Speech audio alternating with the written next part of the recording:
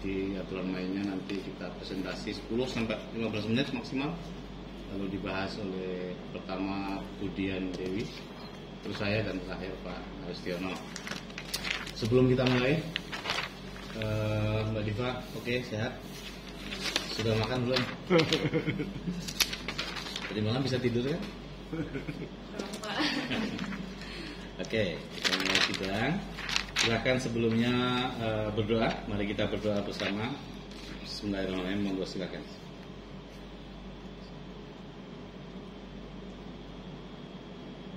Cukup. Terima kasih. Silakan Mbak Diva, silakan sampaikan apa yang menjadi temuan penelitian Anda. 10 sampai 15 menit nanti kita bahas satu persatu, dan jangan lupa juga jadi sidang skripsi adalah sidang komprehensif, jadi boleh dosen bertanya hal-hal lainnya di luar penelitian. Silakan. Terima kasih atas waktu yang telah diberikan kepada saya. Mohon izin Bapak tersebut menjadi. Assalamualaikum warahmatullahi wabarakatuh. Salam. Mohon izin, saya akan mempresentasikan terkait skripsi saya dengan judul dampak penataan akses reforma agraria melalui usaha pengolahan gula aren terhadap peningkatan pendapatan masyarakat, studi di Desa Puspastari, Kecamatan Batu Layar, Kabupaten Lombok Barat.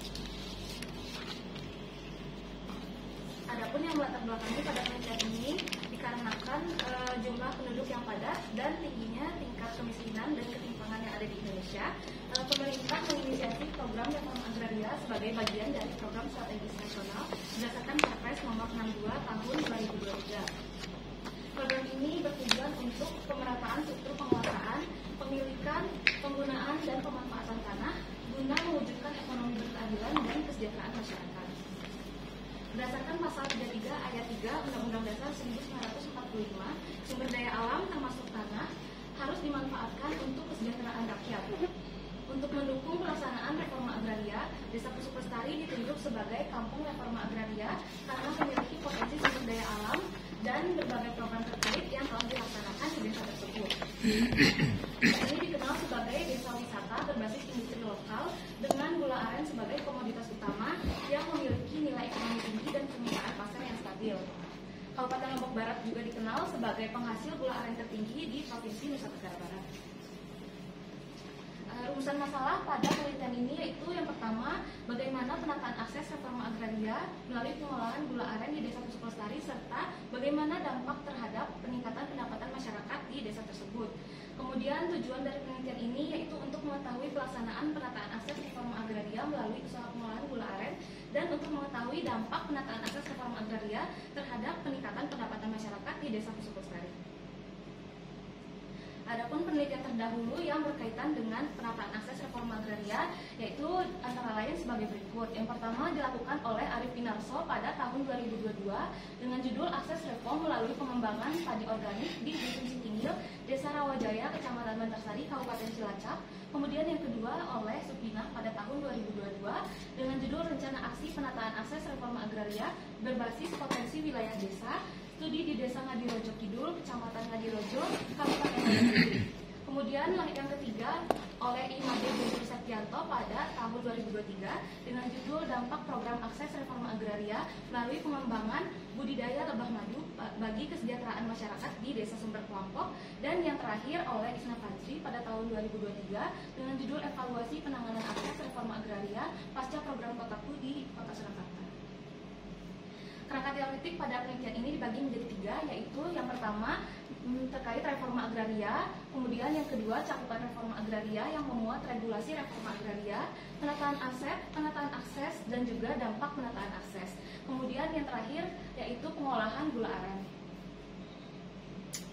Kerangka pemikiran pada penelitian ini diawali oleh program reforma agraria yang terbagi menjadi 2 kegiatan, yaitu penataan aset dan penataan akses. Penataan aset dilakukan melalui redistribusi tanah dan legalisasi aset yang menghasilkan sertifikat hak atas tanah.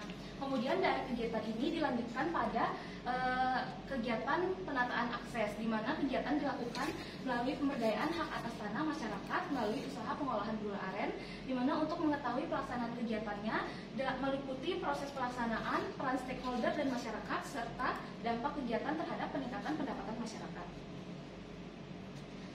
penelitian yang digunakan pada penelitian ini yaitu kualitatif dengan pendekatan deskriptif, di mana pemilihan informan menggunakan teknik proposition, yaitu informan yang dipilih adalah sebagai berikut, yaitu pertama Kepala Kantor Pertanahan, Kepala Seksi Penataan dan Pemberdayaan, Koordinator Substansi dan Reform, Field Staff, Kepala Desa, Ketua BUMDes, serta masyarakat desa.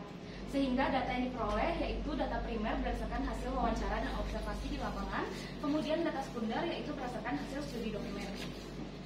Teknik analisis data yang digunakan yaitu tahap telaah seluruh data, kemudian tahap reduksi dan abstraksi, selanjutnya tahap penyusunan abstraksi, lalu tahap pengelompokan abstraksi data, kemudian tahap penyusunan pernyataan proposisional. Berikut gambaran umum wilayah penelitian. Lokasi penelitian berada di Desa Pusuk Lestari, yang dimana termasuk 1 dari 9 desa yang ada di wilayah Kecamatan Batu Layar.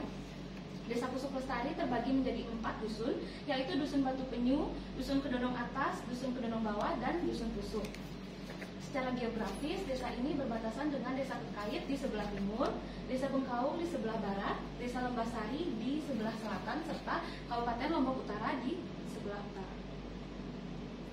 Sebagian besar penduduk desa mengandalkan kehidupannya pada sektor pertanian dan perkebunan dengan gula aren sebagai komoditas utama. Desa ini juga memiliki fasilitas infrastruktur dasar yang cukup memadai seperti jalan, sekolah, dan fasilitas kesehatan yang mendukung kehidupan sehari-hari masyarakat. Kemudian pada hasil dan pembahasan, di bab ini terbagi menjadi 2 subbab, yaitu yang pertama pelaksanaan penataan akses reforma agraria melalui usaha pengolahan gula aren. Kemudian terbagi lagi menjadi 3 bagian, yaitu pelaksanaan program, klaster penerima manfaat, serta peran kolaborasi lembaga. Di sini saya akan menjelaskan terkait pelaksanaan program yang dimulai dari tahun pertama, yaitu dilaksanakannya kegiatan pemetaan sosial pada tahun 2021 yang menghasilkan 100 kakak sebagai subjek penataan akses reforma agraria. Kemudian dilanjutkan pada tahun kedua, yaitu kegiatan penataan kelembagaan pada tahun 2023 yang berhasil mengelompokkan 4 kelompok UMKM gula aren. Kemudian pada tahun ketiga kegiatan dilakukan yaitu kegiatan pengembangan usaha dan akses pemasaran pada tahun 2023 yang menghasilkan berbagai kegiatan sebagai berikut. Yang pertama, kegiatan pengembangan usaha dengan target subjek berdasarkan hasil pemetaan sosial berjumlah 11 KK berpotensi yang diintervensi oleh kantor Kabupaten Lombok Barat, organisasi perangkat daerah, serta pemerintah Desa Pusuk Lestari. Kemudian kegiatan yang kedua yaitu kegiatan pendampingan tentang pembuatan izin legalitas usaha seperti pembuatan NIB, peningkatan kapasitas kelompok usaha, bantuan modal usaha dari perbankan, serta akses pemasarannya melalui offline dan online. Kemudian pada klaster penerima manfaat. Di sini klaster penerima manfaat pada penataan akses reforma agraria sesuai dengan Perpres 62 tahun 2023 adalah pengelompokan subjek reforma agraria berdasarkan kesamaan karakteristik untuk memfasilitasi pemberdayaan ekonomi yang efektif. Dapat dilihat pada gambar, di sini berdasarkan data hasil survei terkait pemetaan sosial terhadap masyarakat Desa Pusuk Lestari oleh tim DTRA atau Field Staff, ternyata ditemukan potensi desa terbesar dan unggulan yaitu pada sektor perkebunan, yaitu produksi gula aren. Klaster masyarakat menerima program akses reforma agraria melalui usaha pengolahan gula aren di Desa Pusuk Lestari sudah tepat sasaran, yaitu berdasarkan hasil pemetaan sosial dan juga subjek penerima hak atas tanah program PTSL tahun 2021, terlebih khususnya masyarakat pelaku usaha gula aren. Target subjek yang diintervensi berdasarkan analisis data pemetaan sosial adalah 100 KK. Dari jumlah tersebut, 11 KK termasuk dalam kategori memiliki potensi, sedangkan 89 KK lainnya tidak termasuk dalam memiliki potensi. Dapat dilihat pada tabel di sebelah, ini menampilkan terkait 11 KK yang berpotensi yang termasuk dalam subjek target intervensi oleh kantor pertanahan, organisasi perangkat desa, serta pemerintah kabupaten pemerintah Desa Pusuk Lestari. Selain itu juga dari kegiatan ini dihasilkan pengelompokan kelompok UMKM Desa Pusuk Lestari, yaitu yang pertama ada King Aren, kemudian Jaya Berkah, yang ketiga KUPS Pusukpas, dan yang keempat KWT di daerah bawah. Kemudian pada peran kolaborasi lembaga. Dalam pelaksanaan program terjadi kolaborasi antar lembaga untuk mendukung program secara berkelanjutan. Fokus utamanya adalah melalui pendekatan kelembagaan, di mana subjek reforma agraria membentuk kelompok usaha masyarakat untuk meningkatkan produktivitas lahan di berbagai sektor. Reforma agraria merupakan tugas pemerintah yang harus dilaksanakan oleh kementerian terkait. Kelembagaan penyelenggara reforma agraria dibentuk di tingkat pusat dan daerah, terdiri dari Tim Reforma Agraria Nasional, GTRA Pusat, GTRA Provinsi, dan GTRA Kabupaten. Dapat dilihat pada gambar menampilkan terkait kelembagaan reforma agraria yang diawali oleh Tim Reforma Agraria Nasional yang diketuai oleh Menteri Koordinator Bidang Perekonomian, yang kemudian berkoordinasi ke GTRA Pusat yang diketuai oleh Menteri ATR atau Kepala BPN, yang dibantu oleh Tim Pelaksana Harian yang diketuai oleh Dirjen Penataan Agraria Kementerian ATR BPN. Selanjutnya koordinasi dilanjutkan ke GTRA Provinsi yang diketuai oleh Gubernur dan dibantu oleh Tim Pelaksana Harian yang diketuai oleh Kepala Kantor Wilayah Badan Pertanahan Nasional. Kemudian yang terakhir koordinasi dilanjutkan ke GTRA Kabupaten atau Kota yang diketuai oleh Bupati atau Wali Kota yang dibantu oleh Ketua Pelaksana Harian yaitu Kepala Kantor Pertanahan. Lembaga pemerintah memberikan dukungan teknis, finansial, edukasi, dan fasilitasi pelaksanaan program, serta monitoring dan evaluasi program. Dukungan dari lembaga ini tidak hanya membantu masyarakat dalam meningkatkan pendapatan, tetapi juga menguatkan kesadaran mereka mengenai pentingnya pelestarian lingkungan dan budaya lokal. Hasilnya, kolaborasi peran yang terjadi antara lembaga pemerintah, perangkat desa, dan masyarakat di Desa Pusuk-Lestari sudah sesuai tupoksi masing-masing karena dinilai berdasarkan hasil wawancara, observasi di lapangan, serta studi dokumen yang didapatkan di kantor pertanahan. Dapat dilihat pada tabel di samping hasil kegiatan di Kampung Reforma Agraria dikelompokkan berdasarkan yaitu bantuan-bantuan akses dari berbagai pihak seperti pensertifikatan tanah berdasarkan program PTSL pada tahun 2021 serta program lintas sektor pada tahun 2023 dan dilanjutkan dengan pelaksanaan program penataan akses reforma agraria dan dibangunnya monumen Kampung Reforma Agraria di Desa Pusuk-Lestari. Selain itu juga dari Dinas Perindustrian dan Perdagangan dibuatkan lapak galeri gula aren pada tahun anggaran 2022 serta adapun juga diadakannya jaringan internet oleh berbagai dinas-dinas terkait dan yang kemudian digunakan untuk keberlangsungan program penataan akses reforma agraria.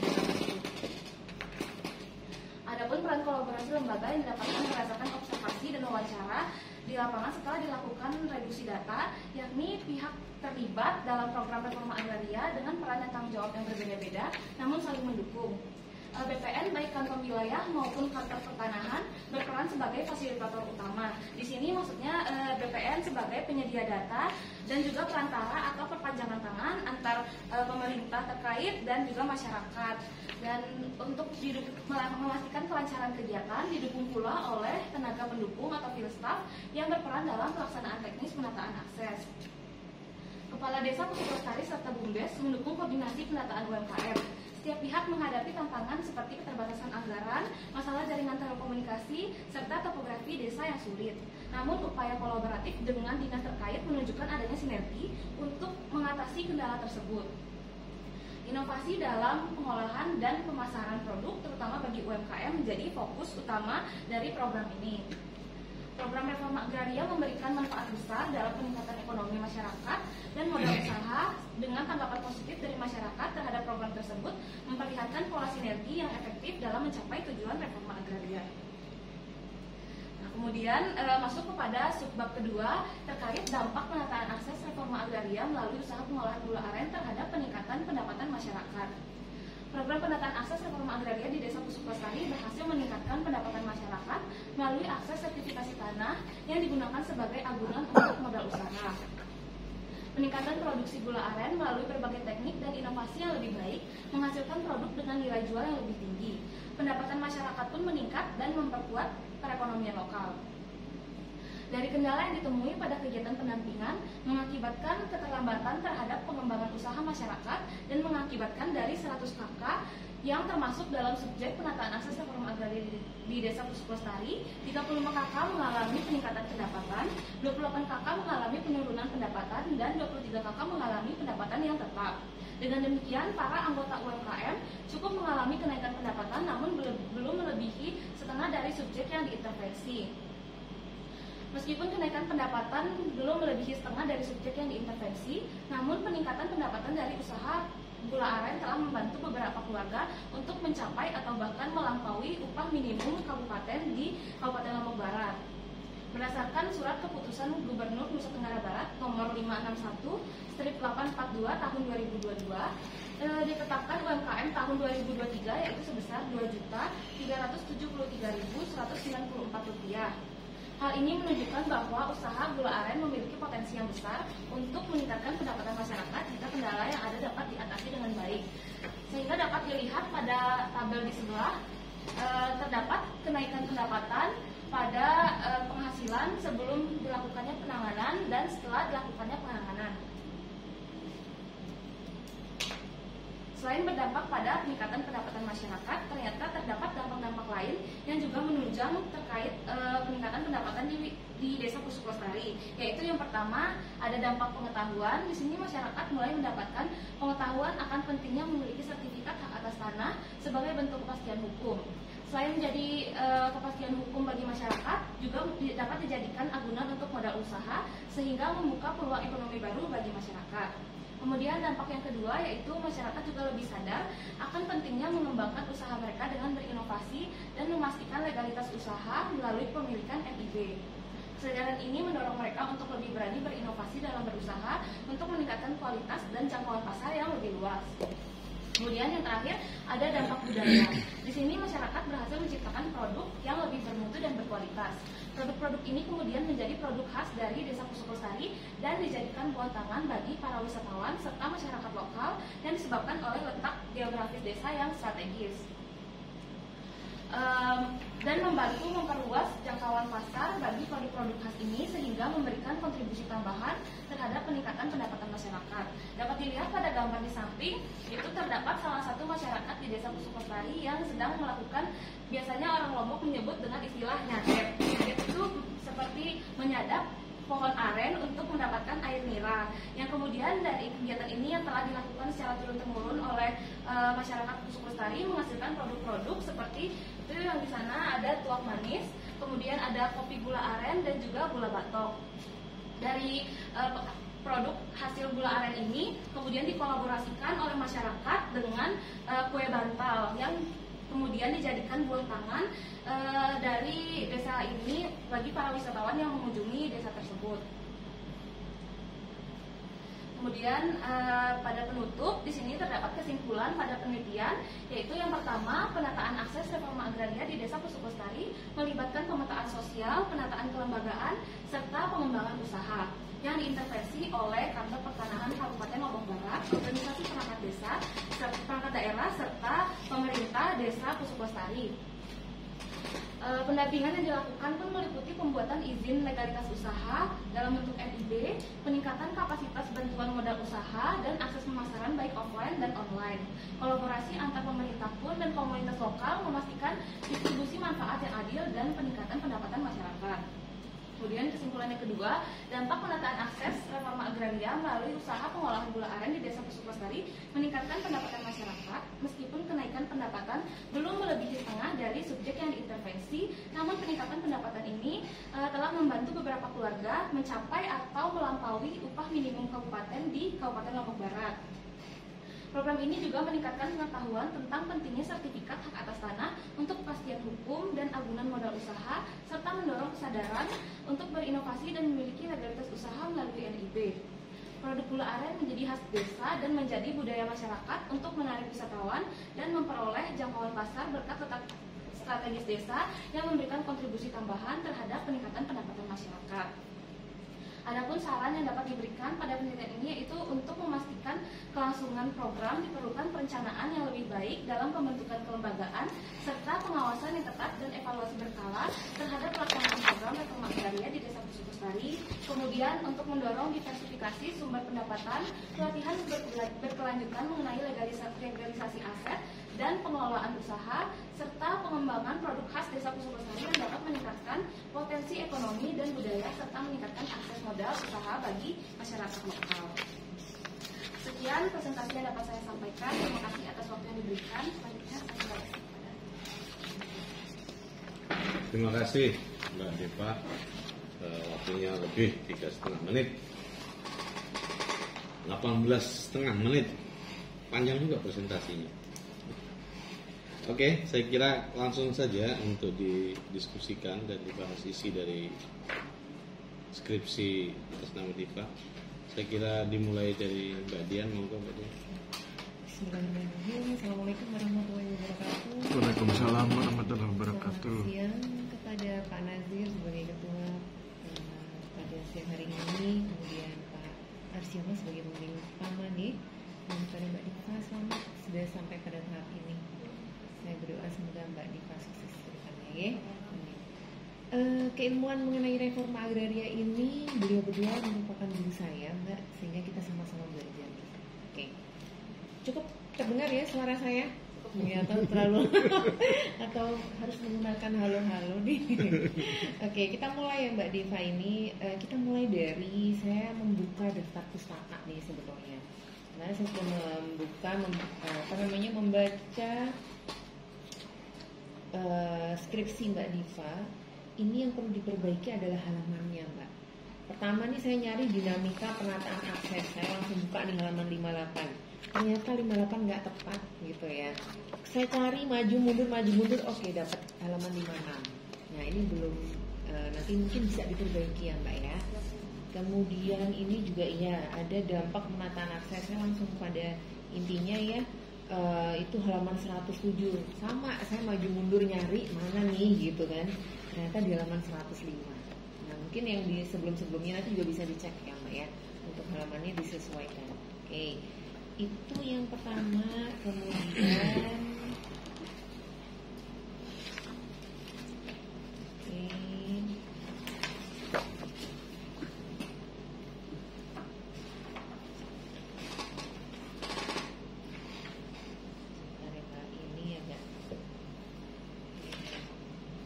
nah ini bahasa yang Mbak Diva gunakan ini masih bahasa lisan dan ada pengulangan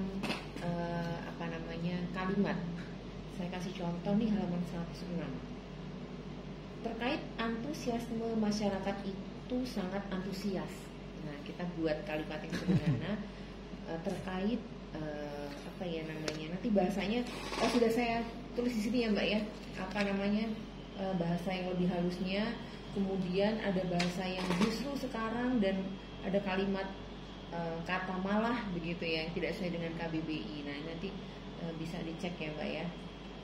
Ini sudah saya tulis di halaman 107, ini cukup banyak Mbak. Halaman 106, 107, 108 ini bahasanya masih bahasa lisan.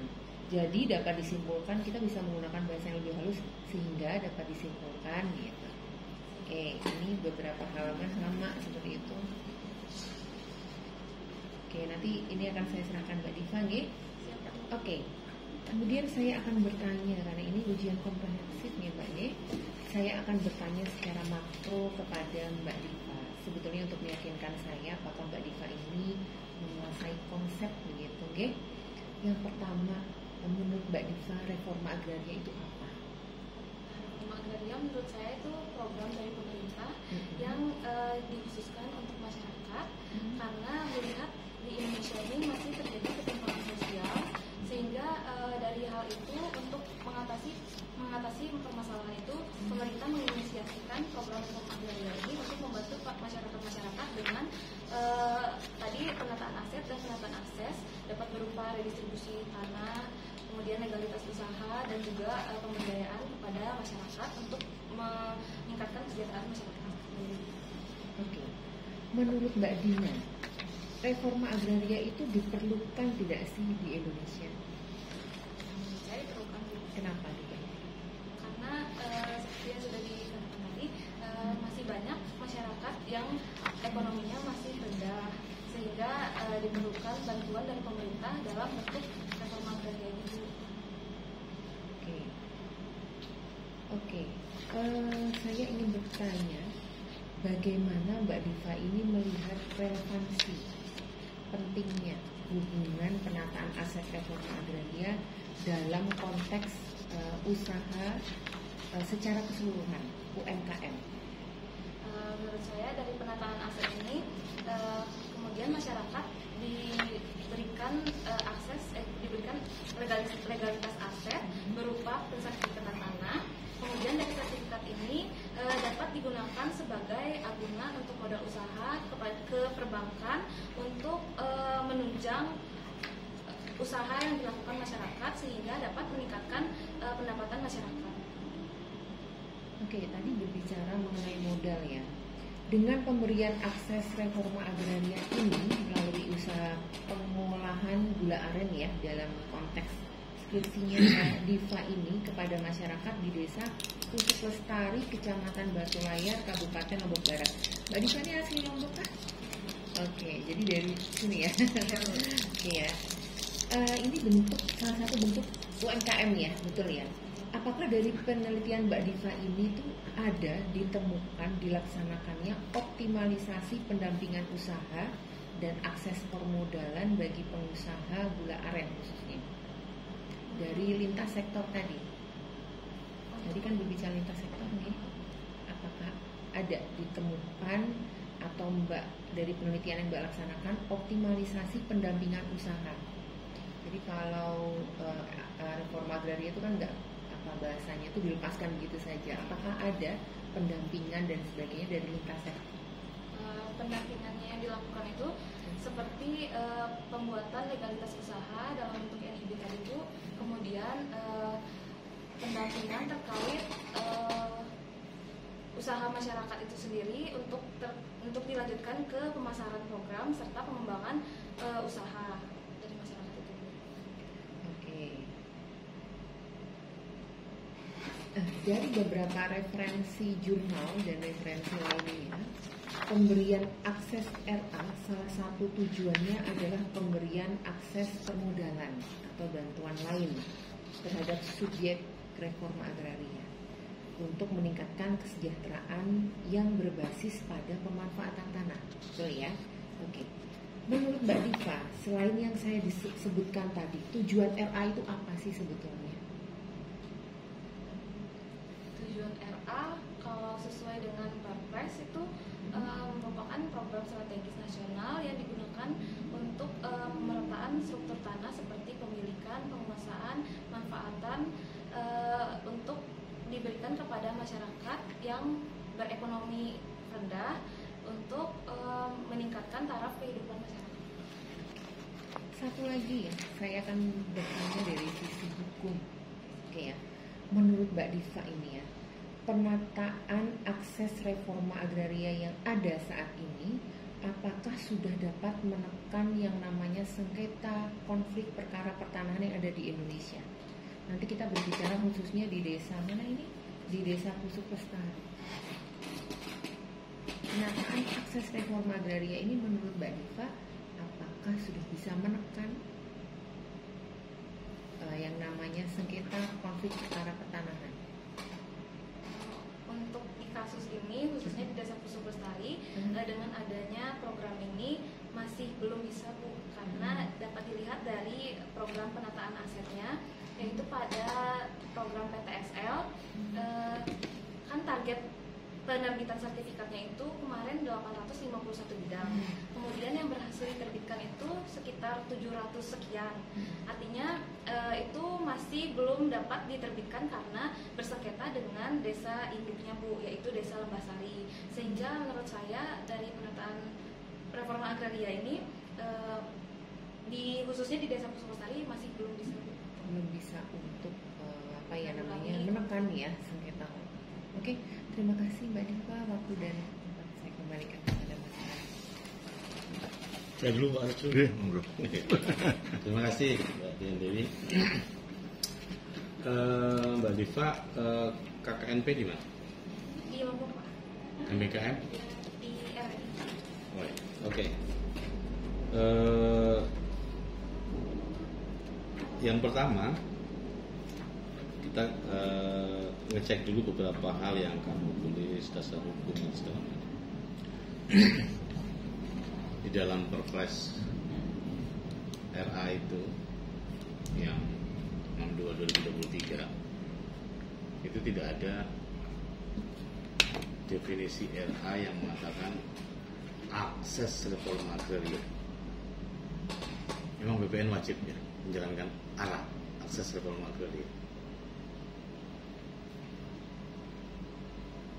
Menurut saya itu sudah Iya. Ya, program. Tapi maksud saya, kira-kira menurutmu argumennya apa? Kenapa harus ada pemberdayaan atau akses reforma agraria? Karena di beberapa desa, khususnya di Lombok sendiri, masih belum bisa mandiri Pak terkait pengembangan usahanya itu, sehingga harus didampingi dan diberikan edukasi terkait pengembangan usaha dan juga pemasaran, serta harus diberikan bantuan akses karena khususnya di desa Puskesari ini dikarenakan kondisi desa yang topografinya sulit, juga diperlukan akses berupa jalan. Kemudian dari masyarakatnya pun memerlukan bantuan akses seperti jaringan internet untuk mengembangkan usaha mereka. Memang tugasnya BPN ya memberdayakan masyarakat menurutmu? BPN sebagai perantara saja Pak, menurut saya sebagai penyedia. Lalu yang wajib melakukan edukasi, memberdayakan masyarakat, memiliki empowering, itu kewajiban siapa? Mungkin terkait organisasi perangkat daerahnya Pak. Pemda gitu maksudnya? Bisa Pemda, bisa juga dinas terkait seperti dinas PUPR, Disperinda. Terus kenapa BPN melakukan? Kalau kamu baca Perpres struktur kelembagaan, memang ada tupoksi memberdayakan masyarakat. Ada nggak? Menurutmu ada nggak? Nggak ada. Ya, saya nggak tahu, saya tanya.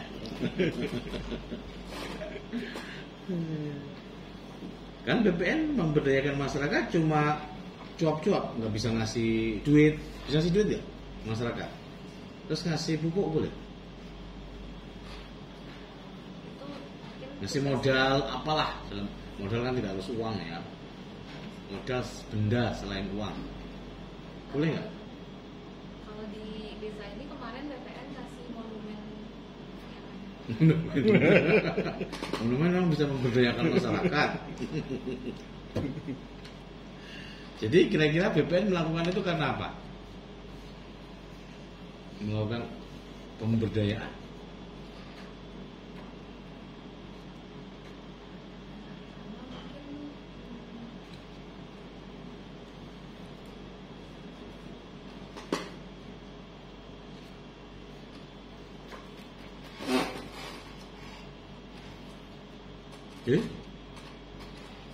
Kenapa?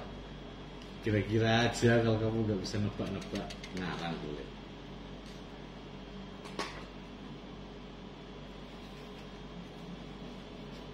Mungkin hasil diskusi dari program yang diberikan oleh yang dijelaskan di Perpres, mungkin dari hasil diskusi oleh BPN mengharuskan dibentukkan program pemberdayaan.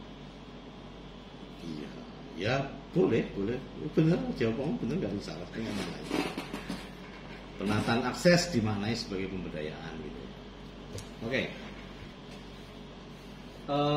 Sebelum dilakukan ARA di desa itu namanya Pusuk, desa Pusuk Lestari. Ini kegiatannya Redis atau PTSN? PTSR dan lintas sektor. Oh, dari Lintor. Lahannya lahan apa mayoritas? Kawasan hutan. Kawasan hutan. Iya. Kawasan hutan kok PTSN? Gimana? Ceritain singkat. Sebenarnya itu ada yang diambil setengah dari hutannya itu Pak, kata menurut kepala desa. Diambil oleh? Untuk menerbitkan sertifikatnya itu ada sedikit diambil dari kawasan hutannya. Cuma bukan 100%, diambil 50% saja. Yang ngambil siapa ini? Dari BPN. BPN Untuk boleh ngambil menerbitkan. kawasan hutan boleh? Katanya hasil diskusi dengan dinas terkait katanya bisa. Masa begitu? Itu berdasarkan Segampang itu. hasil wawancara gue dengan kepala desa. Ya udah, sekarang begini, kamu kan belajar pendaftaran tanah, belajar pelepasan kawasan hutan, belajar macam-macam. Untuk menerbitkan sertifikat tanah di atas kawasan hutan, caranya bagaimana pertama? Sebelum diterbitkan sertifikat. Survei apa ini? Masyarakatnya. Oke, Survei terus? lokasinya juga. Terus? Kemudian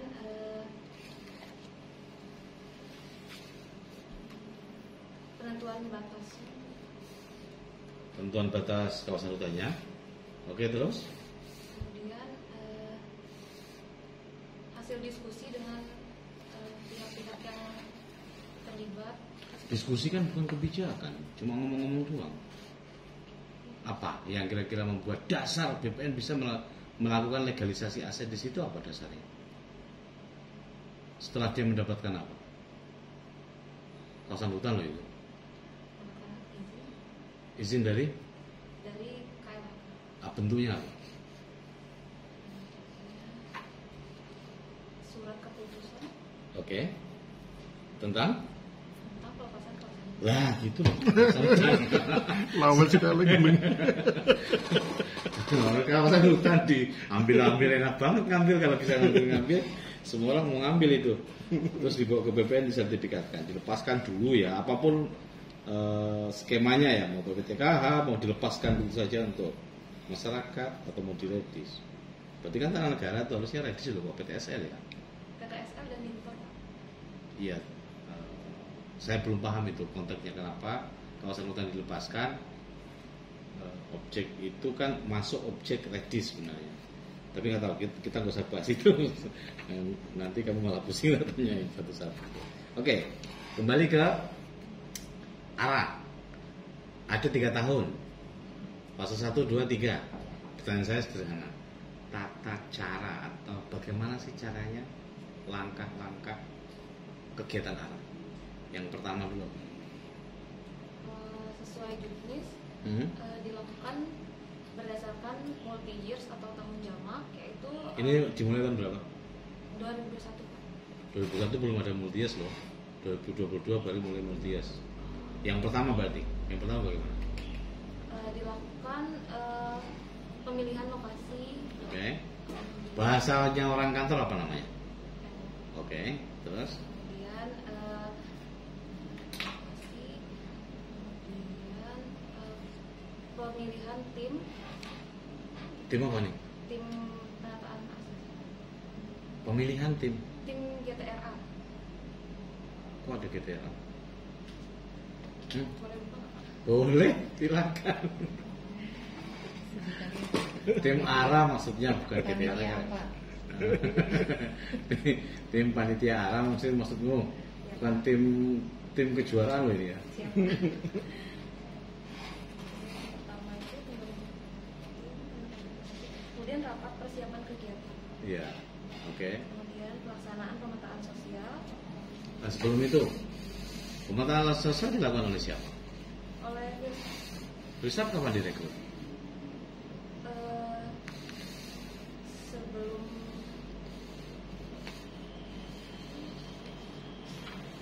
pembentukan timnya, Pak.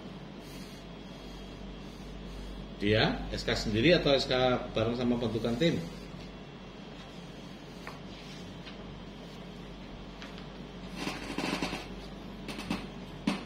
Ini SK sendiri, Pak. Oke. Karena dia pakai pegawai kontrak. Sama ini. Filsaf satu orang nangani berapa? Berapa kakak? 100, Pak. Oke. Tadi kan kamu sebut sudah sampai pembentukan tim, terus kemudian sosialisasinya kapan dong? Penyuluhan dalam rangka pengembangan pemberdayaan. Nah, itu kapan, di Setelah mana? Pemetaan sosial. Saat Setelah pemetaan sosial. penyuluhan setelah pemetaan sosial. Yakin? Sesuai juknis? Iya, Pak. Menurut hasil laporan dari kantor juga. Oke. Ulangi. Penlog. Ya, Penlog. Bersamaan Penlog biasanya perekrutan Filstar. Ya. Kemudian Rapat persiapan kegiatan. masalah kesehatan, kemudian membentuk tim. Ya. Terus Kemudian pelaksanaan pemetaan sosial. pemetaan sosial. Kemudian penyuluhan dalam rangka pengembangan pemberdayaan utama masyarakat. Terus Kemudian penyusunan model pemberdayaan. analisis datanya kapan? Hasilnya dari Pensos?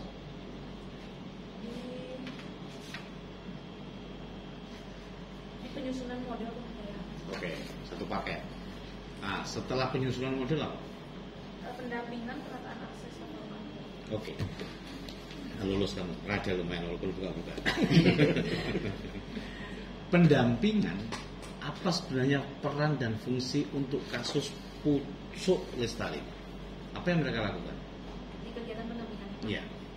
Pendampingannya itu seperti pengembangan usaha khususnya di Gula Aren itu, Pak. Karena kan pada penyusunan modelnya itu dipilih usaha yang paling banyak digeluti oleh masyarakat di desa tersebut. Itulah Gula Aren, dan juga kemudian karena di wilayah tersebut merupakan penghasil gula aren terbanyak dan tertinggi di Nusa Tenggara Barat.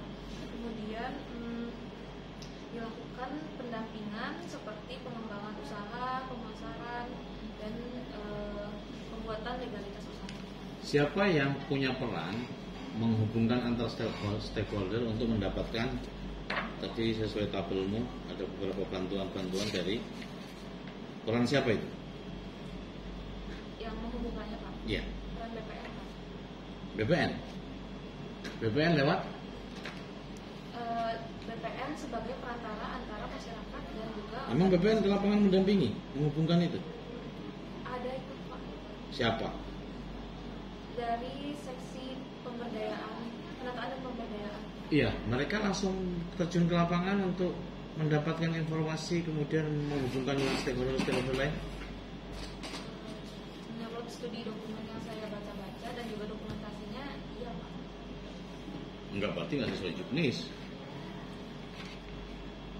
Kalau sesuai juknis, yang melakukan itu semuanya adalah filsaf, melaporkan kepada kasih dan kepala kantor, baru hubungan dengan stakeholder lain, butuh ini, butuh ini, butuh ini. Bener nggak? Logis nyambung nggak? Memang orang kasih ke lapangan ngurusi pendampingan? Beberapa kegiatan ada, Pak, yang kasihnya itu. Pas momentum atau dia rutin melakukan ke lapangan? Enggak, yang rutin memang biasanya. Berarti yang melakukan skill staff kan sesuai juknisnya memang fixed staff. Ya, Pak. Oke. Setelah melakukan pendampingan sampai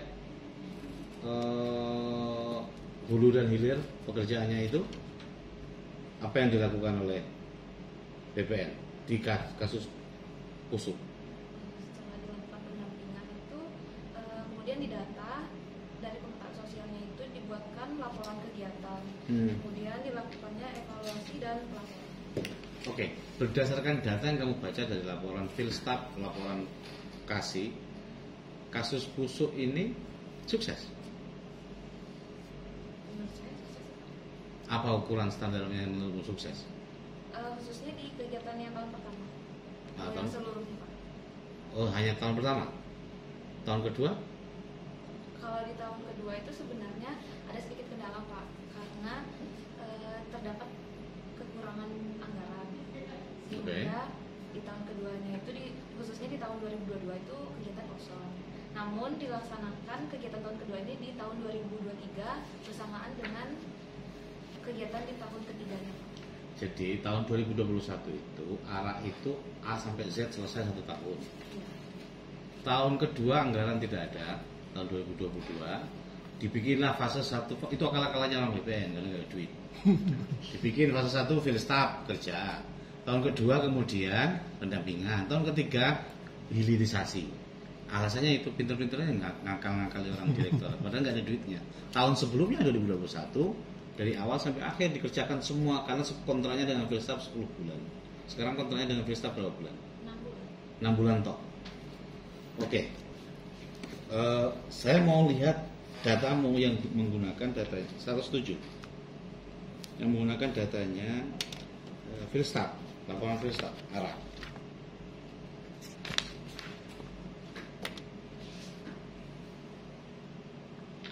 Oke. 107 ada? Yang mana, Pak? 107.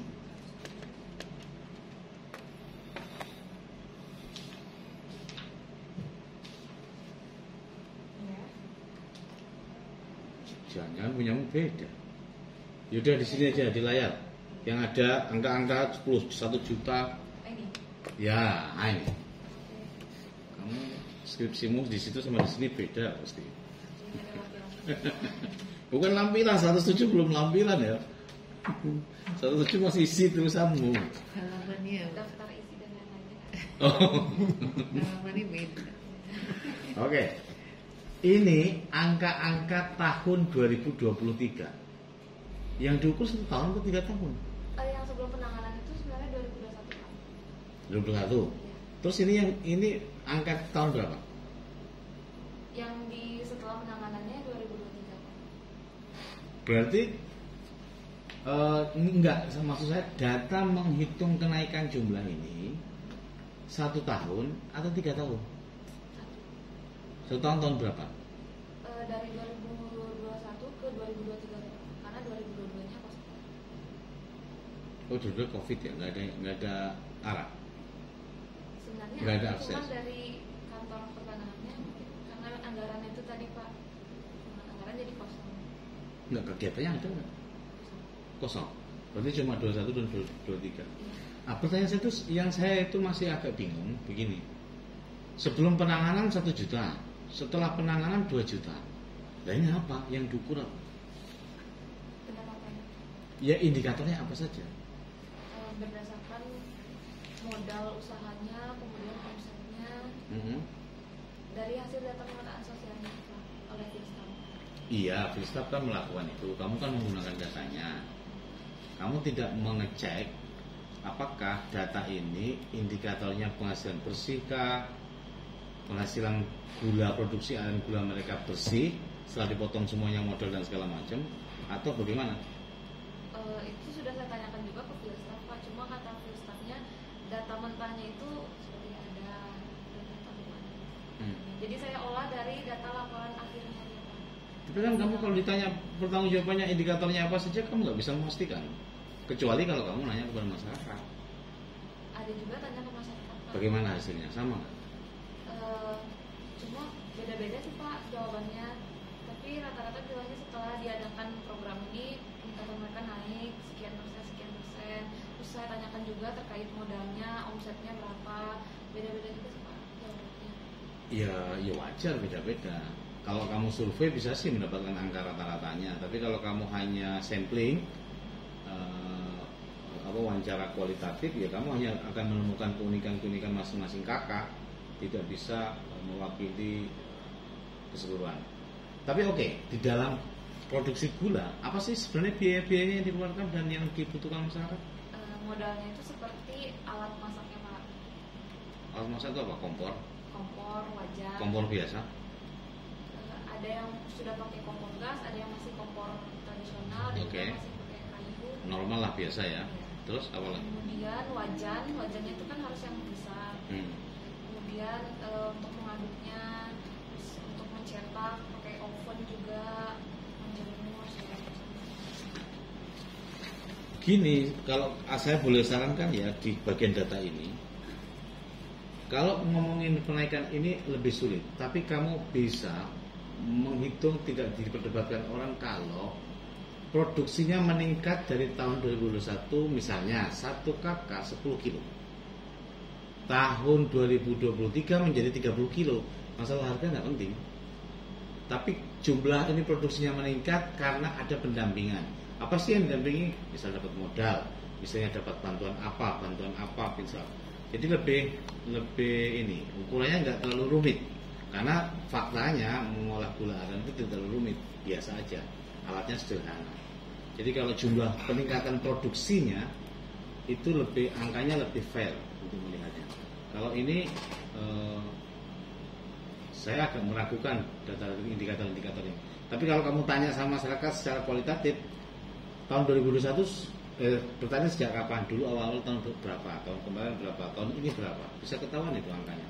Artinya gampang mengkonversinya. Kalau naik 30% berarti pendapatannya juga bisa naik, otomatis mengikuti. Tinggal kamu tuliskan harga gula tahun sekian, tahun ini sekian. Itu lebih mudah menurut saya karena penelitian itu kan penelitian kualitatif bukan kuantitatif. Jadi angka-angka dan indikator peningkatan dan dampaknya itu tidak harus kamu tampil. Kata dampak itu agak sulit didefinisikan kalau kualitatif, kecuali unik tadi, per kakaknya bisa mewakili sekian keluarga, kamu bisa menampilkan keunikannya. Tapi kalau mengambil kesimpulan dampak, Saya kira kok agak meragukan data-data begini kalau tidak detail. Maaf Pak, tapi memang keterbatasan datanya itu. Ya makanya kalau kamu data ini tidak ada kan harusnya cukup wawancara saja. Kalau tidak, bicaranya itu adalah dampak peningkatan ekonomi secara kuantitatif, tetapi bisa ngomong dampak bagi beberapa masyarakat. Impact-nya itu terasa di bagian apa? Peningkatan produktivitas terus didampingi. Itu juga sudah bisa menjelaskan ada. Tapi kalau ditanya ukuran-ukurannya apa? Nah, memang bukan bagian penelitian ini yang kamu kerjakan. Itu penelitiannya orang-orang kuantitatif yang akan mengecek indikator satu-satu. Termasuk kan nanti untuk menghitung kenaikannya ini kan ada banyak indikatornya yang mestinya di. Oke, terakhir.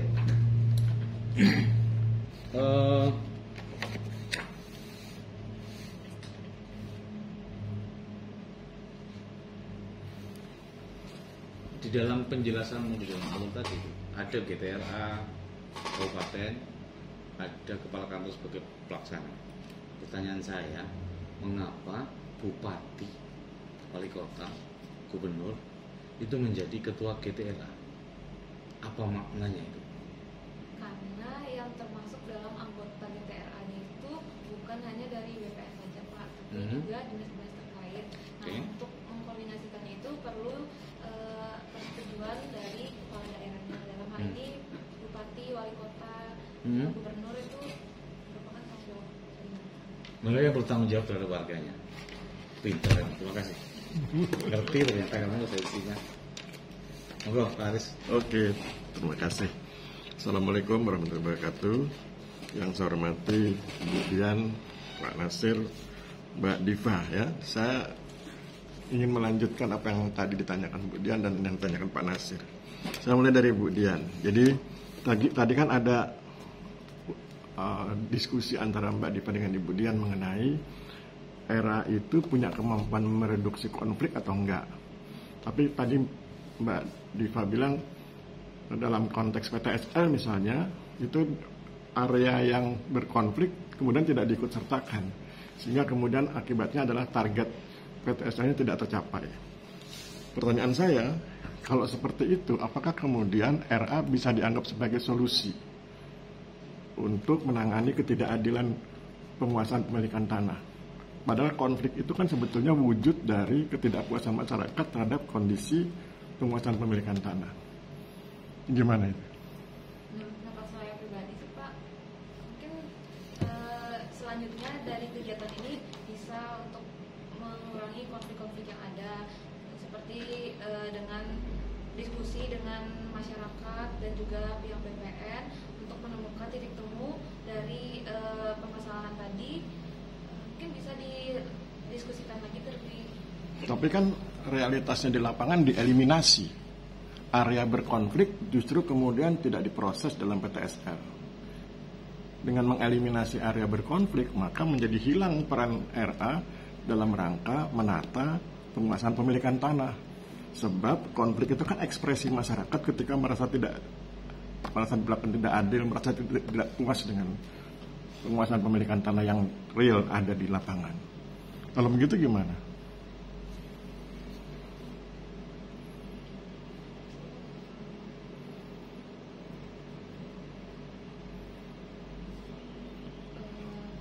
Berdasarkan hasil dari wawancara dengan kepala desa Pak, sempat diomongin kalau itu masih mau diusahakan lagi Pak untuk diurus terkait sengketanya itu.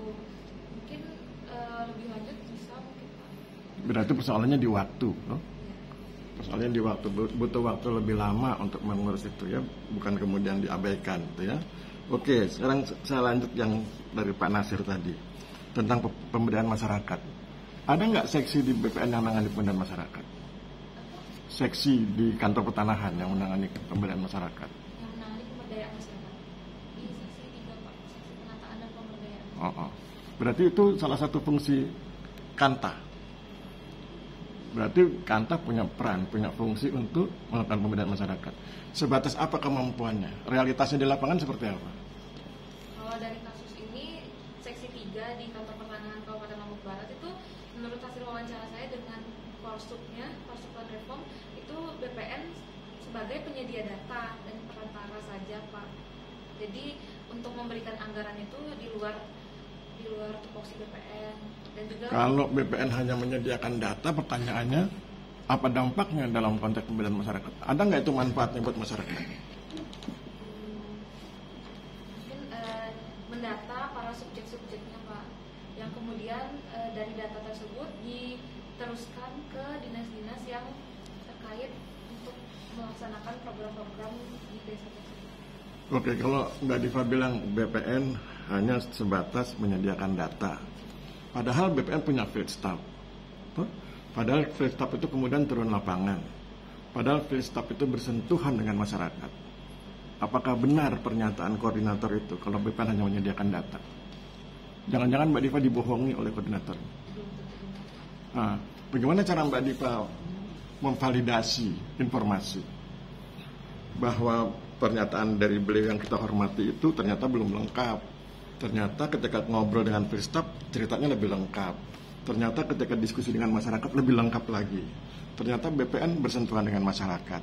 Ternyata ada poin-poin simpul-simpul di lapangan yang ditangani oleh BPN. Oleh dalam hal ini Kantah ya. Begitu enggak?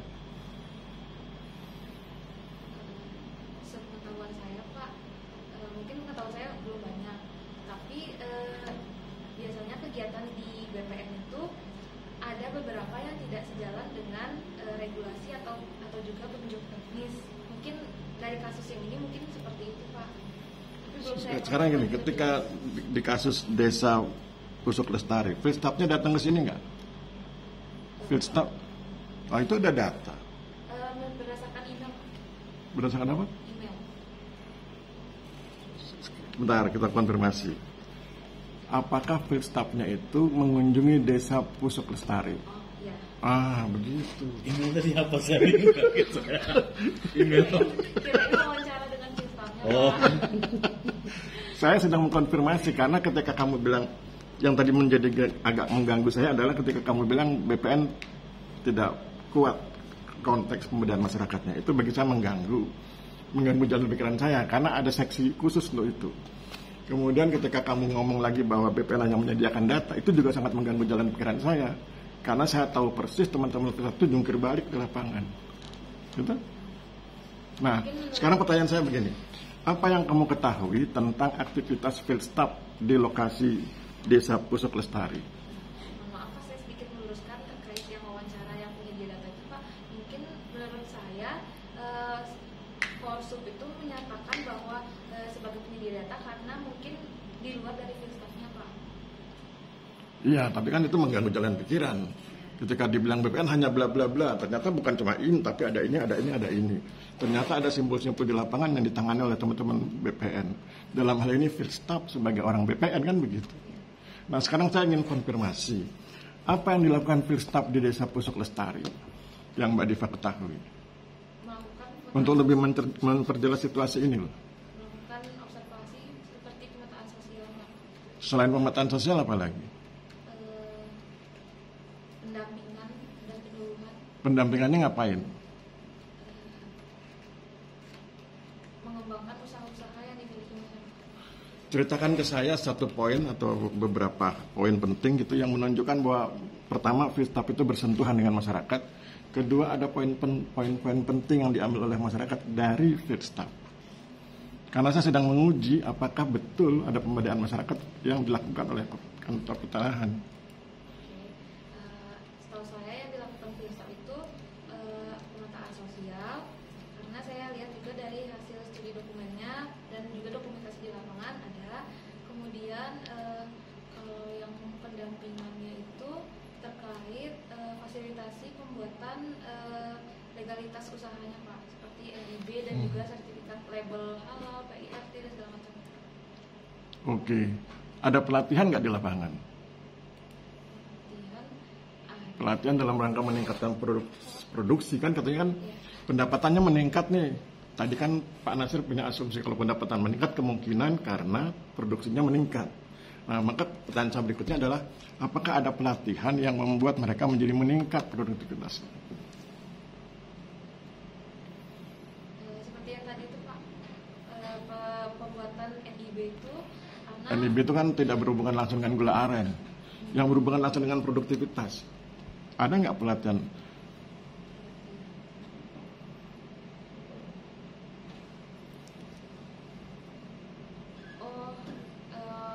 Mungkin ini Pak, karena field staffnya itu karena sudah didata subjek-subjeknya itu, kemudian nama-nama ini diserahkan ke dinas-dinas seperti dinas koperasi, kemudian dilakukan pengembangan usahanya dan juga pemasarannya Pak.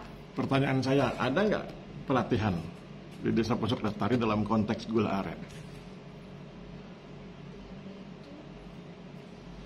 Kalau berdasarkan hasil wawancara saya dengan pelaku usahanya yaitu King Aren itu Pak, mereka dibantu terkait pemasaran di online-nya.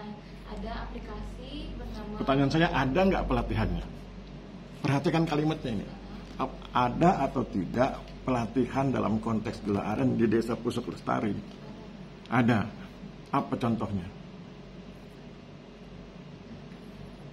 Pelatihannya itu pelatihan apa?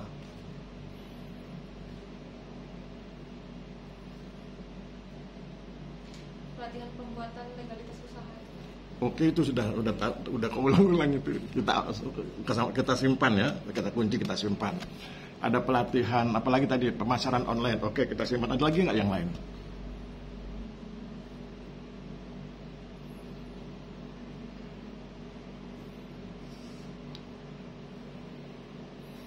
Kalau nggak ada pelatihan, bagaimana mungkin produktivitasnya meningkat sehingga kemudian pendapatannya meningkat?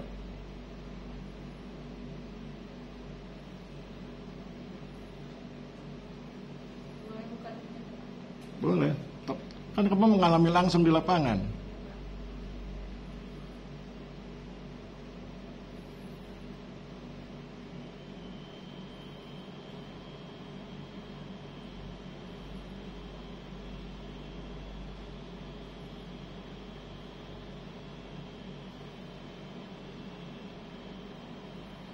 Jangan lama-lama, waktunya sudah hampir habis.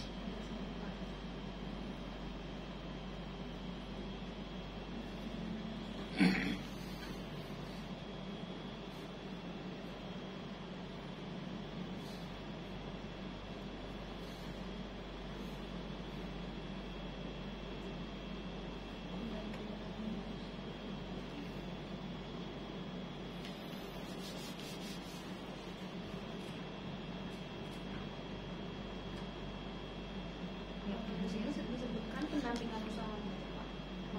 Ya apa bentuk, kan pendampingan itu nanti wujudnya pelatihan. Pelatihannya itu apa? Tadi udah kita kesampingkan tuh yang NIB, oke, kita simpan. Pelatihan pemasaran online, offline, gitu, oke, kita simpan. Yang lain yang berhubungan dengan produktivitas gula aren?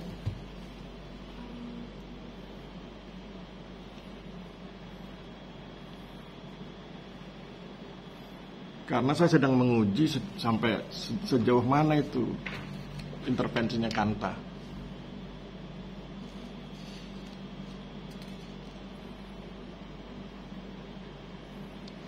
Nggak ada.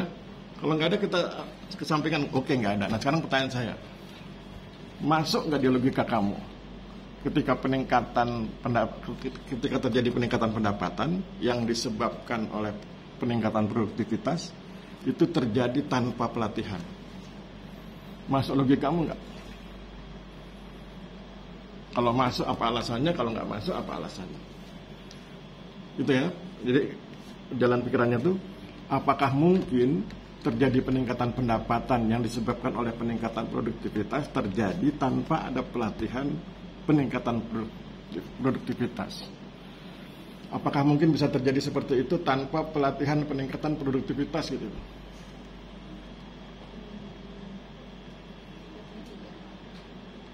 Alasannya tidak apa? Karena untuk meningkatkan produktivitas itu perlu adanya inovasi seperti dari kegiatan pendampingan. Kenapa kamu tidak larikan ke sertifikat sebagai agunan? Teknologinya tetap, inovasinya iya seperti itu, tetapi dia produktivitasnya meningkat karena modalnya meningkat, kan begitu. Jadi itu yang menjadi dasar. Oh, kalau gitu belum diperlukan pelatihan peningkatan produktivitas. Yang diperlukan adalah pelatihan pengelolaan bisnis, terutama permodalan, kan begitu tuh. Dulu omsetnya cuma Rp10, sekarang jadi Rp100 karena modalnya ditambah. Sehingga kemudian dia bisa beli banyak bahan baku dan kemudian memproduksi dengan lebih baik. Gitu kan? Ya, jadi kalau ilmuwan itu kalau berpikir, kalau lurus ke depan nggak bisa manuver. Kalau lewat pelatihan nggak bisa, kan jangan lupa ada sertifikat, ada peningkatan modal deh. Dan kemudian itu yang kemudian bisa menjadi jalan bagi terjadinya peningkatan pendapatan. Oke, terima kasih Mbak Diva. Cukup Pak Nasir. Oke, terima kasih Pak Aris, Mbak Dewi. Saya kira cukup ya.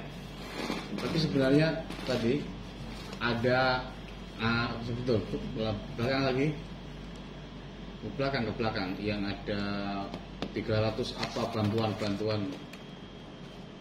ke belakang lagi. Nah ini sebenarnya kan kerja-kerja yang difasilitasi oleh Filistab, kemudian kantor juga membantu fasilitasi, dinas-dinas kemudian banyak memberikan bantuan-bantuan. Jadi kalau mungkin pelatihan khusus tidak ada, sebenarnya fasilitasnya banyak yang ditambah. Itu ada kasih kendaraan segala macam loh itu. Ada 3 roda, apa 1 unit kendaraan roda 3. Ya, artinya termasuk jalan juga diperbaiki. Jadi sebenarnya meningkatkan produktivitas itu kan bisa saja dengan cara memotong ongkos produksi. Gitu. Oke, cukup saya kira. Silakan keluar sebentar. Nanti saya panggil. Di sistem aja. Oke. Ya, Nanti saya masuk. Bapak lihat.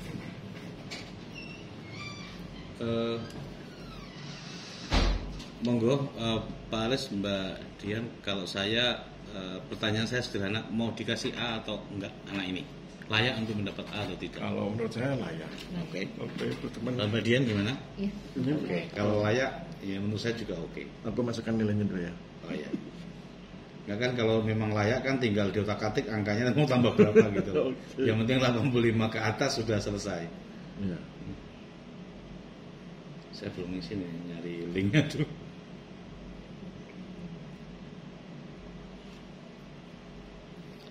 lima. Punya saya. Oke. Masukkan sistem aja. Pak Nasir belum dulu. Ya, saya masih nyari Pak. Kalau Dari gitu linknya? kasihkan ya ada nih, kasihkan ininya aja kertasnya. Oh gitu. Oke, saya kasih ya. Apa yang langsung masukkan? di sini ya. Ini saya nulis di sini Pak atau di mana? Di tengah atau di mana? Nanti ada yang ngisi. Ini aja. Tanda tangan. Oke.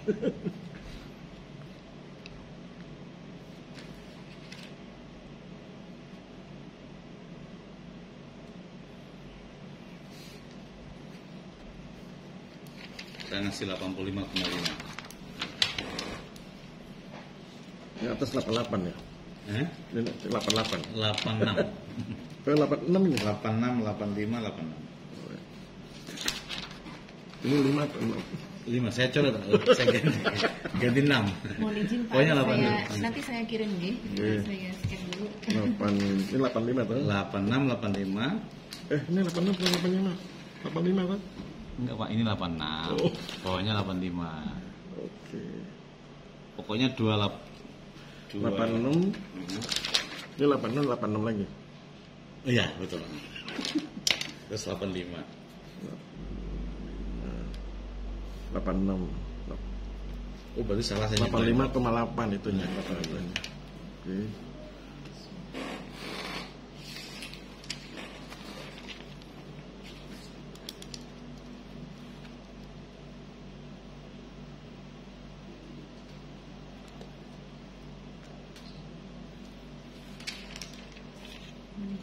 Oh, siap.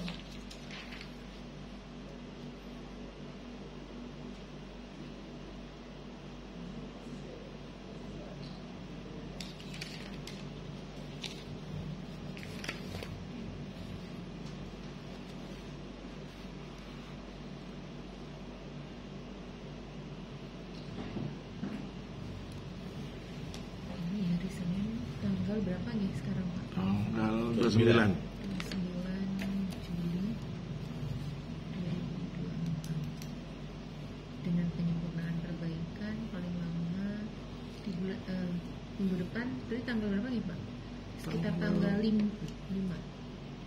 Ini Agustus ya.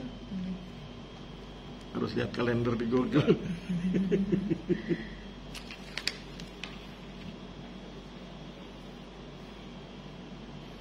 Lima ya. Ya. Senin ya 5. Lima ya. Nilainya 85,98. Oh sudah.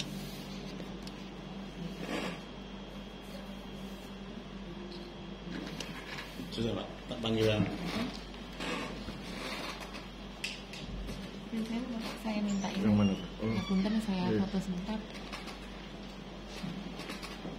enggak Pak Nasir. Ya.